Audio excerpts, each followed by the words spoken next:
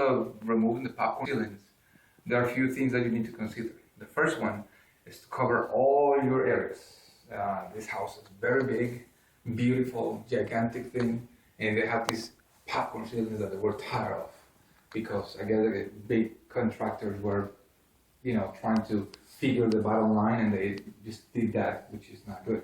And my customers were frustrated because they're like, I don't like this thing. You cannot paint it over. I mean, it's just too messy. If you're gonna clean it, I mean, a lot of vendor gets trapped into the stuff, spider webs, blah, blah, blah, blah, blah. So they decided to take it out. Now, if you're gonna do the same thing in your rooms or your house or whatever, here are a few things that you need to remember. First, cover all your walls, moldings, furniture, whatever. Make a space so you can walk around and you can work with ladders. So small spaces, maybe like a 2.5 feet around the thing so you can actually work with. Use some nice painter's tape. Don't use duct tape or whatever. Now, you're gonna damage your walls or your moldings because sometimes, especially at the edges, when people paint really quick the walls, they may not clean those corners, and the paint doesn't get stuck really well to the surface. So the time when you take the tape off, even if it's kind of a mild adhesiveness to the tape, when you take it off, you will see some paint on your tape. So you need to prepare yourself to do some little touch-ups around. The process first, you gotta wet the ceilings, like I'm gonna show you in a moment. Wet the ceilings, clean it up really well, but here are a few things. You're gonna find there are little scratches because, the whole purpose of the popcorn ceiling was to kind of disguise everything that was around. So you need to kind of cover up all the little holes with some drywall compound, and use, obviously when you sand it down, you're gonna sweep all this thing really well. I'm gonna look like a baker's cockroach. That's how it's gonna look like later. So I'm clean, but I'm gonna wear masks and all this stuff, and it's gonna get messy. So have a fan blowing dust constantly out of your house, and another window open. Like in another window open, so you can actually fluctuate, the air can circulate. Be careful not to work without masks. This thing gets really crazy, really dusty, and you want to prevent that stuff. So always have that. If you have a thermostat going on because it's either too cold or too hot, make sure that it's as off as it can be, so you don't circulate the air in your house, and you don't spend that much, money, because obviously you're wasting all your temperature, control. But anyway, those are the principles. And be safe when you're working with ladders, with all those things that they are really sharp or fragile, or don't put your ladders, if you're going to climb in a vertical way, kind of in a climb way, and put your ladders on top of your covers, because this thing is just going to glide out. So you got to be careful when you're working. And if you can, just wear a hat. I don't like to use hats because but wear a hat or something to protect yourself as much as possible. Okay, once you finish covering all your walls, and you proceed to start applying the water to the ceilings. Now we're using this little water pump, very common for garden applications. So you just add some water to it, and if you notice, the water is penetrating through the material really easy. That is because there is no a layer of paint over the ceiling. Sometimes some people spray paint in the frustration of trying to remove that stuff or cover up some stains. But in this case, it looks like you're gonna come out, in one shot. So after that, what you gotta do is you gotta start using a special scraper. This scraper is designed to actually catch as much of the texture before it hits the ceiling in a little bag, a little chopping bag. You just gotta be careful not to wet the surfaces too much, and that's how you actually will be able to to safely, or at least neatly, clean all the texture from your ceiling. The process of sanding all the ceilings, once they're dry, be careful. Sometimes you have the ceilings wet because you just finished taking all the stuff out. So you gotta make sure that they are nice and dry, so you can sand them down, take all the imperfections. Once you made the little corrections here and there on the holes and screws and lines, whatever, tape, and then you proceed to clean them up. You have to kind of use a broom, sweep them, and make sure that all the air goes out. Downstairs we have a fan that is blowing all the dust out, and over here we have the door a little bit open, so air will flow in and will move all around. So remember, cover all your areas, and that's the way you proceed with the sanding. When you're doing the popcorn sealing, you're gonna find moldings like crown molding or whatever. For instance, this one doesn't have the crown molding. All the way in the bottom we have crown molding in the on the bottom level, but here we have the connection in between the the molding and the sealing. And the stain, obviously, because they put popcorn, they kind of add it up. So what you do is that you get the knife, then you cut this on the bottom carefully. See if I can do it. Hold on. There you go. So you cut it carefully, and then you remove it. So you actually can put the new caulking and then make it look nice and straight. Huge difference in between the popcorn sealing or texture sealing or acoustic sealing against this type of nice, straight, slick, sophisticated finish. So you have this beautiful dining room with all these nice moldings and the triple molding on top. With the popcorn sealing, looks really ugly. So I'm glad that the customers decided to change it and just make it the way it is.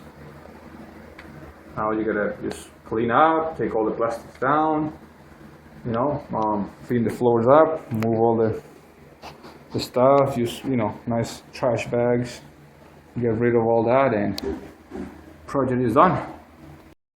Okay, once you take all your plastics down and stuff like that, sometimes you find this problem. I was kind of projecting that you will have in some spots, because no matter what type of adhesive you have on your tape, sometimes people don't clean the edges, or they don't put primer. They just kind of prime the walls and they don't prime the little corners.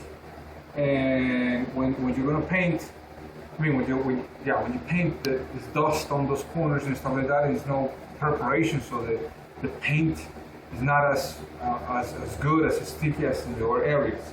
So it didn't help, obviously, in different areas. So what you do is you get some drywall compound and you try to cover all the areas. Don't get just a little bit and try to kind of smear it all up. Just get some nice generous amount and cover all the sections, and then you come back over and remove the excess. But now you know that the whole surface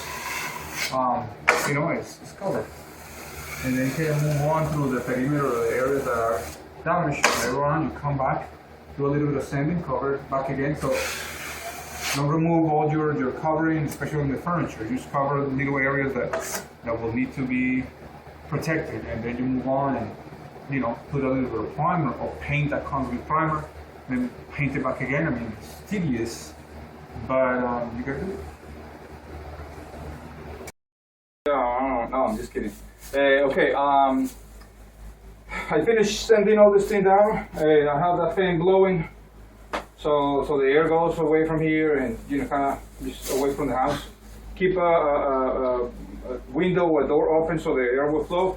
And now once you finish sanding this thing down, like I said, I use this little sanding block, and you can use the pole sander or whatever, however you feel comfortable. Use that in the little corners.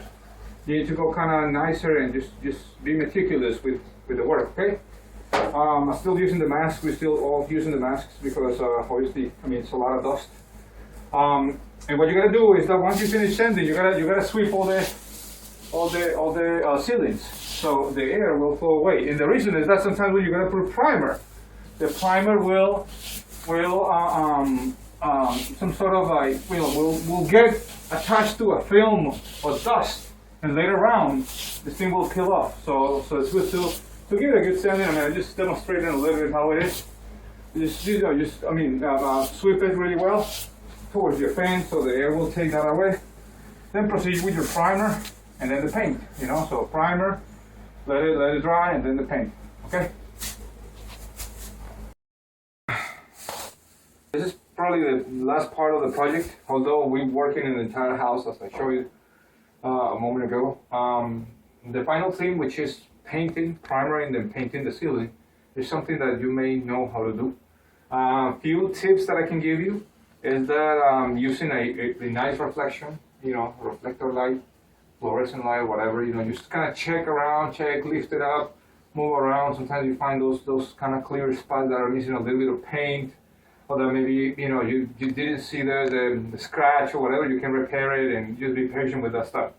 Now, once you put the primer, obviously you cut with the primer, meaning go around the edges, paint, then go around the edges with it. I mean, once it's dry with the final paint, and then paint again in the middle.